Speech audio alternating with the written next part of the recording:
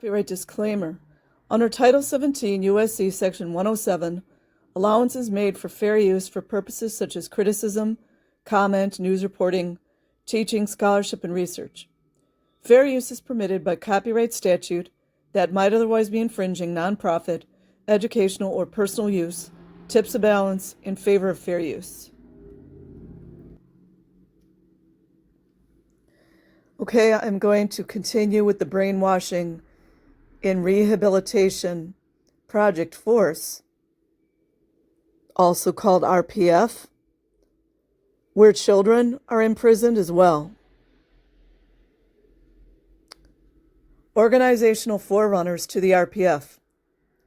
During the very period when Hubbard wrote about brainwashing in the late 1960s, he also established a number of formal structures within Scientology designed to both punish perceived deviants whose job performances were deficient and train people for necessary jobs that the organization needed.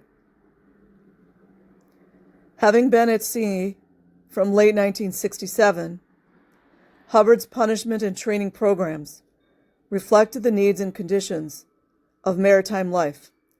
On January 4th, 1968, for example, Hubbard created what he called the Mudbox Brigade, which was a punishment assignment to any Sea Org member whom Hubbard determined was a freeloader, who was loafing on post and drifting with the wind, like LRH. The unsavory jobs involved cleaning the area where the ship's anchors dragged in mud, the mud boxes, along with fuel lines, water lines, bilges, etc. These were difficult, dirty, and somewhat dangerous assignments.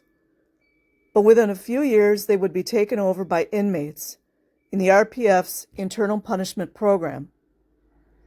The RPF's RPF. Certainly by early 1969, Hubbard had in place two training projects: the Deck Project Force, DPF, and the Purser's Project Force, PPF. But he abolished them on March 25th, 1969. Apparently, the DPF had trained Sea Org members on various ship duties, and the PPF presumably trained people in areas of ship finance and supply. Likewise, sometime before early April 1972, Hubbard had a training program for household services called the Stewards Project Force, SPF.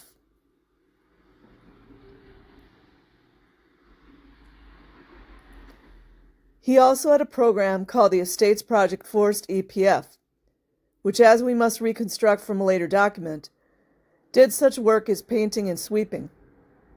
Until the advent of the RPF, the EPF also received Sea Org members for what Scientology called retreading. These staff needed constant supervision, were making obvious problems, or were performing their jobs without enthusiasm, i.e., were suffering from robotism.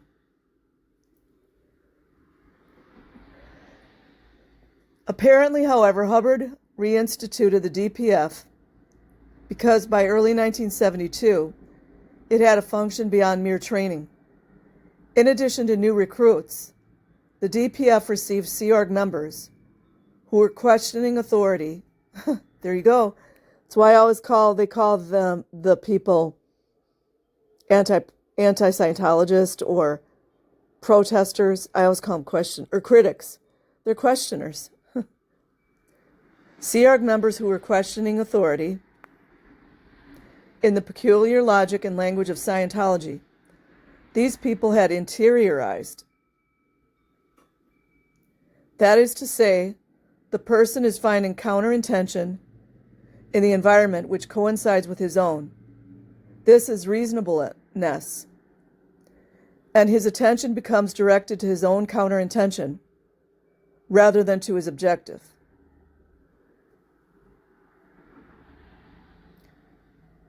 Said plainly, these people were questioning aspects of Sea Org life and were finding things in the external world to reinforce their internal doubts. Consequently, the DPF was to rehabilitate and exteriorize their attention by getting them to do work assignments. Again, said plainly, the intent of the program was to get a person to stop looking inward and relearn to accept the orders that the organization and its leaders demanded.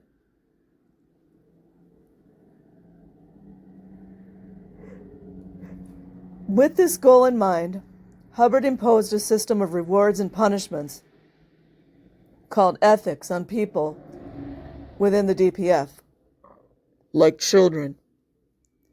That paralleled the system under which ordinary Sea Org members operated. Overseeing DPF ethics was a person who had the title, the Deck Project Force Master at Arms. Master. And he or she was responsible for making ethics real to DPF members by removing counterintention and other intention from the area, and by getting each DPF member to crank out products with an honest, uptrending statistic. In other words, the MAA was to remove any ideas that were out of alignment with Scientology's goals through the use of the reward and punishment ethics system. Lateness, poor work performance, negative attitude, etc.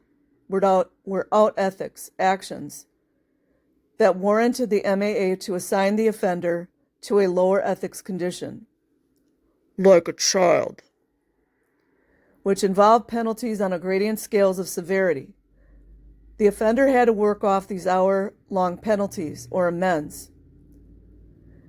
After the normal 8 to 10 hour workday, see Boards of Directors of the Churches of Scientology, 1973. Supposedly, the completion of these amends taught people about the consequences of not showing continual increases in the output of their jobs, which supposedly was due to personal intentions that allegedly were out of harmony with Scientology's demands. In the DPF MAA's ethics assignments, we can hear the echo of Hubbard's ideas about brainwashing, which he first discussed in 1955 and elaborated upon in the late 1960s. This staff member was to physically wear down people when trying to get them to renounce their private doubts, with the goal of getting them to completely embrace the collective goals of the organization. Apparently, the DPF's regime of hard work in harsh conditions continued into the early 1980s, since the account of Birgitta Dagnell about her time on the DPF in Denmark bears remarkable similarities to RPF accounts. According to her own statement, she was among the 82 former Guardian Office members sent into the Danish DPF by the new leadership of the Office of Special Affairs in 1982. The crowded conditions, the poor food, the exhausting hours, the assignments involving cleaning toilets, corridors, and hotel rooms. Slave labor, anyone? Or some painting and construction work were the same for RPF inmates in other parts of the world. So were the gangbang sec checks, which I discuss later, and the demand that we recognized that we really were that bad and evil. It's thought-stopping, which she experienced during what she thought were going to be auditing sessions.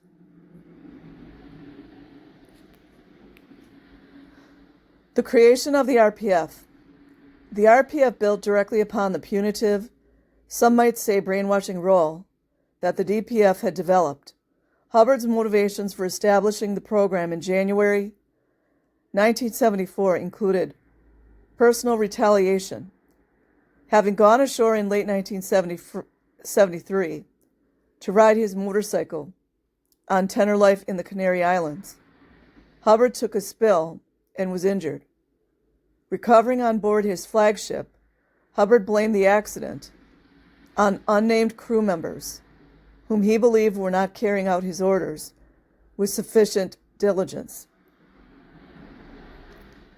In response, he ordered the creation of the RPF, with the intention of assigning to it anyone who had a counterintention to his orders or wishes, along with all troublemakers and backsliders.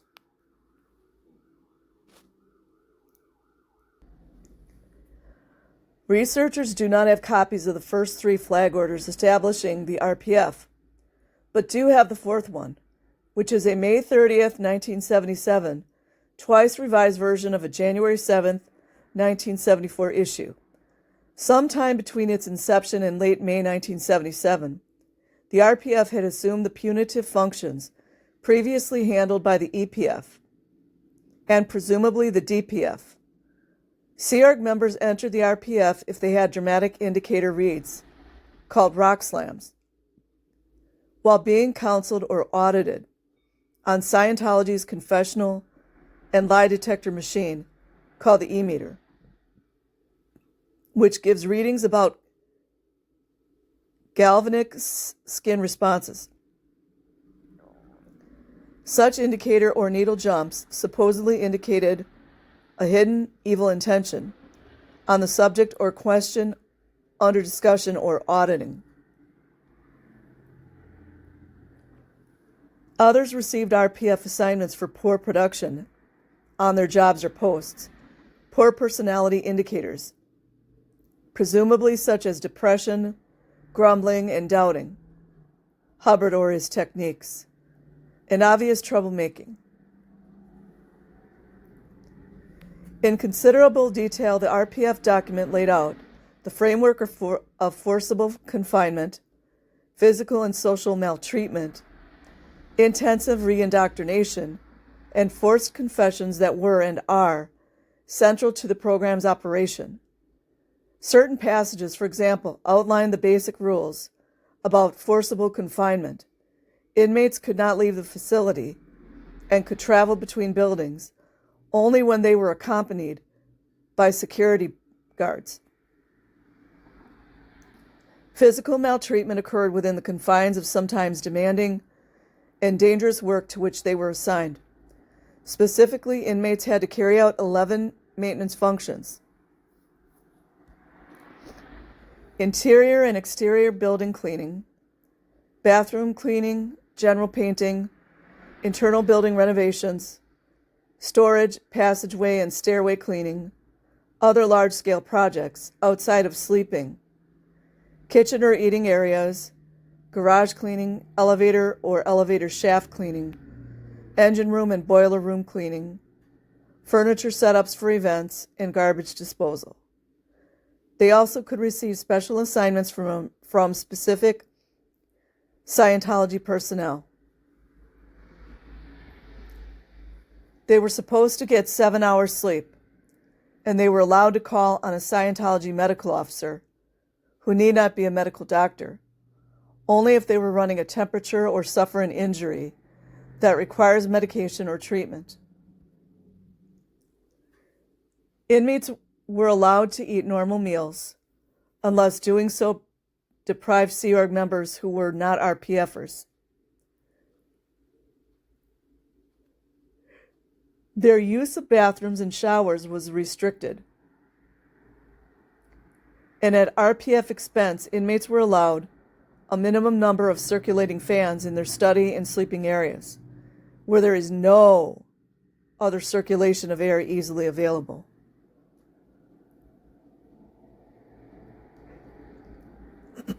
By adding together the time allotments that inmates had to perform various duties, we can deduce that each day people were supposed to receive 7 hours sleep, study and audit for 5 hours, take 1/2 hour for each of 3 meals, spend 30 minutes a day on hygiene, and perform physical work for 10 hours. Policies involving social maltreatment were numerous. Inmates had to wear black or dark blue boiler suits, i.e. a type of heavy work clothes. They were barred from all normal social activities in the facility or the community, and any problems that this restriction might cause regarding non-Scientology commitments required an immediate report to superiors.